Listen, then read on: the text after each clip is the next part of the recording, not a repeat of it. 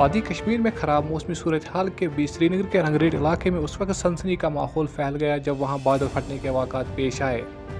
बादल फटने के साथ ही इलाके में खासतौर इंडस्ट्रियल स्टेट में सैलाबी सूरत हाल पैदा हो गई, जिसके नतीजे में वहां मौजूद फैक्ट्रियों को काफ़ी नुकसान हो गया और उनमें जो मौजूद साजो सामान वो भी तबाह व बर्बाद हो गया। बादल फटने के वाक़ात के साथ ही सैलाबी सूरत हाल के नतीजे में लोगों को अबूर मरूर में मुश्किलात का सामना करना पड़ता है।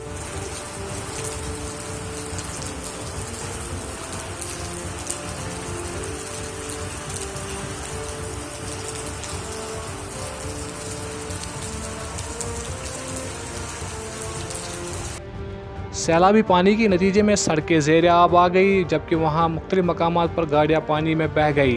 इसके साथ साथ वहाँ जो लोग थे वो भी वही महसूर हो गए और रास्ता बंद होने की वजह से वो फैक्ट्री और दीगर मकामात से बाहर नहीं निकल पाए। पेश है हमारी एक खुसूसी रिपोर्ट।